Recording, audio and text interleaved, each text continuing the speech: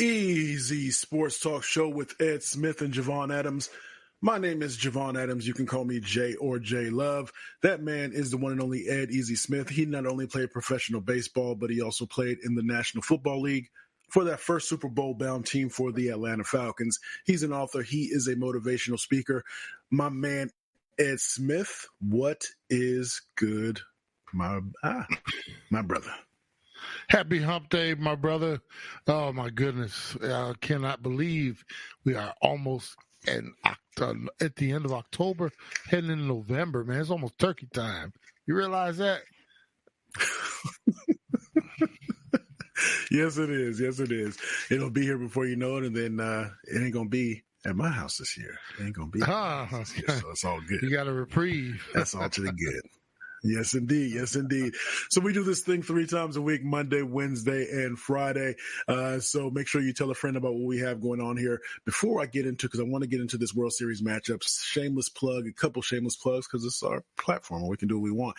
Yo, make sure if you haven't listened to the new project, I got a new project out. It's called MC Sessions, MC, not EMCEE, but MC Sessions. Wherever you listen to your music, go ahead and get it. Also go to jlove.bandcamp.com, jlove.bandcamp.com. If you type in MC Sessions on wherever it is, you'll be able to pull it up.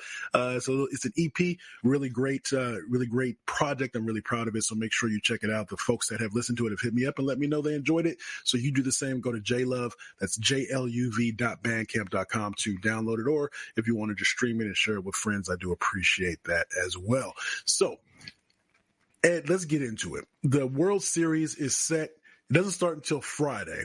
And the World Series has been set since, what is it? I want to say Saturday. Saturday is when I think everything was Sunday, when everything is finalized. I imagine it's because of all the moving parts with television partners and such that you have to have all those days. But it makes me wonder about the buzz, the energy, the momentum that maybe dies down just a bit. But it is the World Series. We have the Dodgers and the Yankees that are facing off. Your thoughts, because you've been really plugged in and dialed in since that slug through the 162 ended, and you've been locked in with the playoffs. Well, it's funny. Let's look at it from this perspective, Jay. I don't look at any regular season baseball. As soon as the playoffs hit, I'm locked in. And I actually said to my son the other day, man, I miss baseball because I've been into all the series and everything. Right? Think about this though, because baseball is every day. We get so used to it, and they have travel days mixed in there and stuff like that. We get so used to the couple games here, they have a quick off day, but then we got the other side of the series, the American League, so we don't have any days off from it, right? Do you realize when the NFC and AFC championships are decided, we have a 2-week break before we get Super Bowl Sunday, right? This is true. Yeah. So I think the difference is we see it every day from baseball, then it just stops because it's a week. It's actually only 5 days if you think about it, 5-6 days. So, I think we're just trained by our minds because we see it every day, and all of a sudden it's just like cold turkey, it goes away. But in reality, like I said, we get that 2-week window with the NFL, and we don't have any football coming out, so it's just a different way to look at it. From my perspective, this has been, and it has ended up being the ideal matchup when you got the two behemoths, the two gargantuans getting ready to go at it, Yankees and Dodgers, both of them number 1 and 2 in terms of World Series titles in the history of the game. And you got some of the biggest stars in our generation. Although baseball has a problem with promoting their stars properly. I mean, with the NFL and NBA are king of promotion. Baseball, they get lucky when it falls in their lap, like Shohei Ohtani, and Aaron Judge. But they should have these guys. I mean, they should be like shoving them down our throat, even when they're not on the World Series. Just through the course of a season. And even the off season, we should see the guys out there and doing that. They just don't do it. It's okay, whatever. Anyway, this matchup to me is what baseball is all about. When you talk about spending that money, right? Both these teams are tops in terms of their payrolls. different ways they go about it, because the Yankees just throw everything out there in the front. The Dodgers have figured out a way to get everybody to take money on the backside. So, different approaches, but same ending. And still have a really good farm system as well. Yeah, exactly. And, I think with all these stars in this game, what you hope is everybody shows up. You don't want to see anybody. And that's the part that's difficult with the break, because baseball is a game of rhythm and timing. And you take these guys out of their routine. They've been playing every day for, through all these series and everything. Then you get to a point where they got almost a week off. The first couple games could be a little sluggish. Pitchers might have the advantage. But in the end, I don't know if you're going to be able to hold either one of these teams down as far as keeping runs off the board, especially when the Dodgers, and I swear, Jay, I hope they don't pull another one of those bullpen games. Those are so disheartening to me. I hate those things. I mean, you got all the money you spend. I don't care how many injuries you have. You mean you don't have a second or third pitcher that you can go to and say, give me 5, give me 7? That with all that money they spend, I mean, they should be building pitchers out in the backyard or something. I mean, there's no way you got to tell me that we're going to just come out there and throw 7 or 8, 9 guys to get 9 innings worth of baseball in. I can't stand those. So at some point we're going to see one. With that being said, I would say the Yankees, because they don't do that, I would actually give them the edge, because those bullpen games, they're so hard to pull off and can blow up in your face. And, we'll see. But I'm really excited about this series getting ready to kick off for real. What about the argument that the Dodgers, they just seem to be so locked in, have firepower? When you look at the most recent series with the Mets, I mean, even when they lost, I heard one argument, and I think that there's some validity to it. They still played at 6 runs, and they just have that ability to be so explosive offensively. Yeah, but I think they have met their match, though, in terms of fire against fire. I mean, the Yankees, you can say the same thing. Judge has not even had what you would call an explosive postseason, but Giancarlo Stanton and Juan Soto is still that dude, man. He has made himself so much money in these playoffs. I mean, they're going to be fighting for him like you can't imagine. But this might be an instance where, the Dodgers, you've met your match in terms of, can we stand up and go toe-to-toe in the middle of the ring? I think the Yankees can very well do that. Other teams, you spotty, spots in your lineup that, you can't always count on. But Yankees, I'm telling you, from 1 to 9, they're just as good as the Dodgers, if you ask me. So this is all going to come down, in my opinion, this is when you talk about this much offense, it is going to come down to pitching. Who has that, reserve left over, and that might be all. It might be who has the better starting pitching, and I would say that the Yankees do. So we'll see. But as much as where everybody thinks it might be a slugfest, this might turn out to be a couple of 3 to 4 and 2 to 1 ball games. You never know.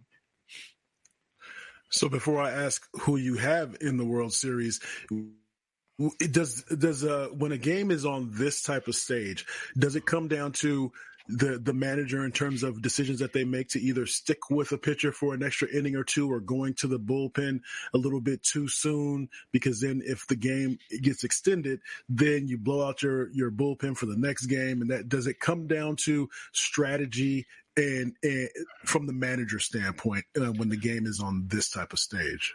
I wish I could say it does, Jay, but unfortunately, we live in the day of analytics where these managers are driven by these sheets that get put into their hands. There's so many different rules of the game today that I didn't play with, meaning like with your pitching, starting pitching especially. Well, you can't let them go through the lineup 3 times. Man, if this dude is dealing, I mean, you got 5 innings, he's given up 2 hits, and those were both, broken bat singles. But no, the numbers say that the 3rd time through the lineup, and then they go out there and they get the early hook. And it's like, why? So I don't trust any of these new age baseball managers, because their hands are somewhat tied, because they're being told what to do by some, pencil pushing, computer, finger tapping, dude in an office that's come up with all the analytics and everything. And it's taken the feel out of being a manager. There were times when you see a dude, just out there just rolling. You don't even talk to him. He knows you're not coming to get him. Now dudes are coming off the mound in the fifth inning and looking to see where the manager is because if he's standing right there, obviously he's coming to get me. That type of thing. And, you see it all the time. Guys coming off the field, man, why are they taking him out? And everybody's giving them the back claps and everything in the dugout. It's like, and then what happens? Somebody comes in out of the bullpen and they give up the booty. It's just like, but it's all because of analytics. So the game has changed. I wish I could say that's going to come down to managerial, misfires, but more likely it's going to come down to somebody running the script the way they've been told to do it rather than what's in their gut. And I hate that part of where baseball is today. So with that being said, who do you got in how many games? Oh, I don't see this one going any less than 6. What I would love to see is a 7-game series, Game 7 in L.A., and I think the Dodgers pull it off. I think they do, but I would not be surprised. I can't go both ways. I wouldn't be surprised if Yankees won in 7, but I'm going to say Dodgers in 7. And that would be a great thing to see this go all the way, to Game 7. I don't want to see a sweep. I don't want to see a 5-game series. That would be like cheating us. I want to see, 6 or 7 games, balls flying all over the place, pitchers in there dealing. I'd like to see it all. I think we could possibly get that from these two organizations. And before we move on from baseball, Jay, sad day today. We lost Fernando Valenzuela yesterday. Great Dodger pitcher. Man. Yeah, we lost him. Yeah, lost him this morning. They made the announcement. So I think it was yesterday. Legendary Dodger pitcher, 20 years old in the big leagues. I did not realize he was already in the big leagues at 20 years old in 1981. It's like, wow. And Fernando Mania, bro, and I lived through that, being a baseball fan and you being out there in California. It had to swallow you up out there. You were younger, but, man, I'm telling you, that Fernando, you talking about burning hot. He was like a meteor that crashed the earth and just exploded on the scene. And everybody, if you were a baseball person, everybody knew who Fernando was. He was appointment watching, and he burned fast, but he was, man, I'm telling you, sad day for the Dodger family and some other organizations as well. But yeah, we lost him. I just want to make sure we gave Fernando a shout. Only 63 years old too. Yeah. One of the things that I remember, because throughout baseball there have been those players that caught the national attention. So you can go through and name them. But that was, of course, I was only 6 years old, I believe, when he came to the major leagues. And I do recall that Fernando mania. And that's what really, besides, that's what made me understand what my grandmother was listening to when she would always listen to the Dodger games on her radio. And I became familiar with that Fernando mania. And that's, so they're just thinking of him. And so it's kind of that's bigger, stout guy that would go and do his thing on the mound. But so definitely rest in peace to Fernando Valenzuela. Yeah. So Easy Sports Talk Show. He is Ed Smith. I am Javon Adams.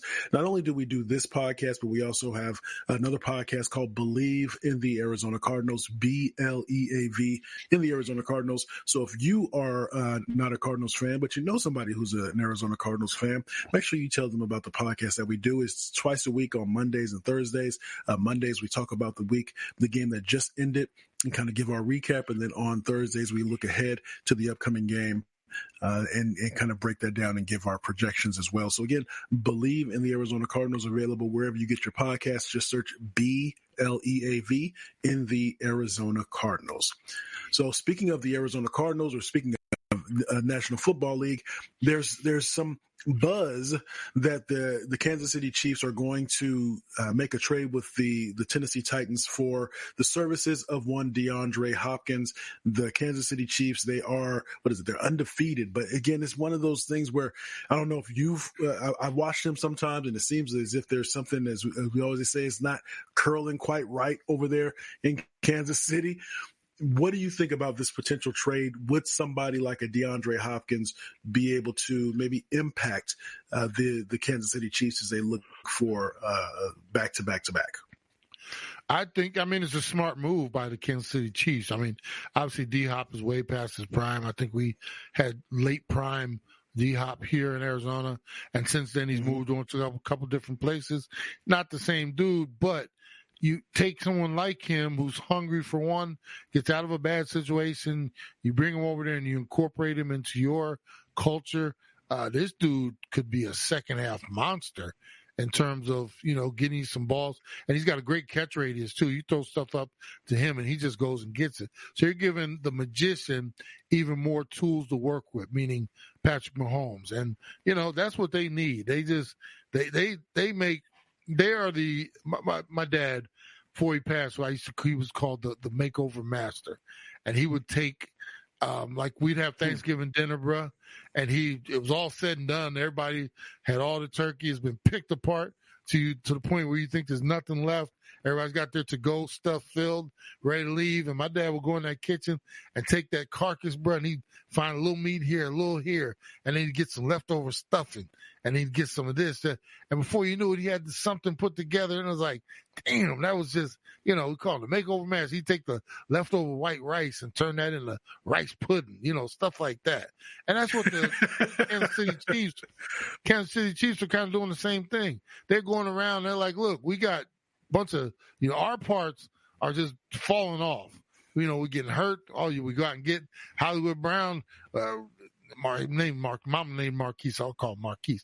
Marquise Brown, he gets hurt. They get all these, the Rashia, everybody going down, and they're like, well, let's go sample over here. They go get D-Hop. They go get a little sun here. Man, that's going to be one pretty dish when they get it all said and done.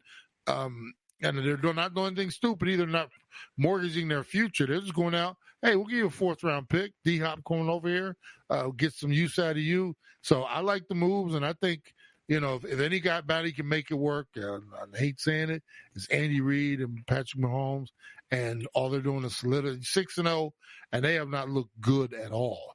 So you've won all your games, have not even played your best ball, and still trying to figure it out. And I'd say, once again, if you're going to get them, you better get them now, because you mess around and let them get home field advantage through the playoffs. Now everybody's got to go through there, and it makes it that much tougher. Man, they're setting themselves up pretty to try to pull off this three-peat. Seriously. Is it safe to say that the defense for the Chiefs has been pretty much carrying them, or what would you think? Defense, I mean, they've turned into a defensive team that, it's hard to run against them. They defend the pass well. They get after the quarterback. And, and then what is crucial, Jay, is they figure out so many different ugly ways to win. They're not running the ball well. They're not throwing the ball deep with, any type of authority. They'll dink and dunk you to death. They lose, their running game. They go out and Kareem Hunt, who was a familiar face from their past. He all of a sudden looks like he's fitting in better there. Now you got to do going downhill. If you're not beating them up in the second half, they're going to figure out a way to keep it close or keep you at arm's length, where next thing you know, the clock says zeros. You look up and it's like, how the hell they just win that game? And that's all it's all about to them. They could care less about stats. To this point, Travis Kelce does not have a touchdown reception in the doggone season. Patrick Mahomes has more interceptions than touchdowns. He leads the league, I think, with 8 interceptions. And it's like, how are they doing this? They're still 6-0. So why message to the wise, the other teams, you better figure out a way. Otherwise, they're going to be hoisting that trophy up again. And it's going to be, how the hell did they do that? How did they pull that off? And like I said, they're showing you right now by these little subtle moves, going and filling these holes. And like I said, it's going to be interesting to see how long they go undefeated, because that's not really important to them, but how long they pull that off. And like I said, if they get home field advantage, we already saw Miami have to go there last year, and it was like a minus 280 degrees, and we saw how that turned out. So I do wonder, though, and before we head out of here, is that so the defense seems to be playing with the purpose. We talk about that on Believe a lot lately. So they seem to be playing with a purpose. They are intent upon that. But I wonder on the offensive side of the ball, if the key players, I don't think Andy Reid is trying to just think that they're going to stroll into another Super Bowl. But if maybe Mahomes and possibly Kelsey were thinking, we got this. I mean, don't worry, we'll be there when it counts. And they're not doing the things to prepare themselves to be. Yes, they're winning, but sometimes a win can mask a lot of shortcomings, right? Or it's harder to be able to get a team to focus on all their deficiencies when they're winning, because they say, well, we won. Look at the scoreboard. We won. Don't worry, we'll get it right. Is there any of that you think could be at play? With any other organization, I would say possibility, but because the Chiefs, when I tell you there's no griping. Like right now, on a lot of teams, Travis Kelce would be pissed off because he doesn't have a touchdown so far this year. They're not getting in the ball as consistently as times before. Patrick will be trying to force touchdown passes because every quarterback, they love them stats. They love getting the touchdowns. He'd rather run. He's calling run plays down there in the red zone to get the ball into the end zone. He's not there. They are the epitome of it's all about the W's. And I would say on the flip side of, well, is something being masked because they're 6-0, but they're not playing their best ball? I would say no. They're showing you how diverse they are, and how how they're not playing their best ball, and they're still 6-0. Ask us, they could very easily be 0-6, or 3-3 or something like that. They figured out a way to win these games.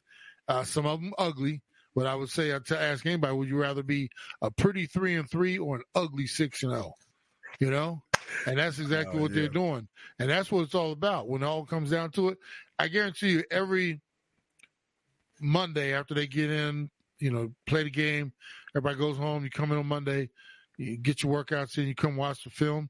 At the end of the film, when they show the last play as a team, everybody's doing a little golf clap, because that was our goal this week, was to get another W. Then we'll go watch it individually, and we'll break down where we need to be better, how we can be better, and some of the things that we did well. But I mean, that you talk about the perfect scenario. We're not even hitting on all cylinders, and we're still 6-0. So tell me how that feels. That feels pretty good. And it feels pretty good for y'all to be able to check us out here on Easy Sports Talk Show with Ed Smith and Javon Adams. Again, we do this thing 3 times a week, Monday, Wednesday, and Friday. Tell a friend about what we have going on here. Go to easysportstalk.com. You can also subscribe to the YouTube channel at The Easy Sports Talk Show. If you go to easysportstalk.com, you can also subscribe to our mailing list, so that way you get alerted about when new pods drop as well. So as we always like to say around this time, you can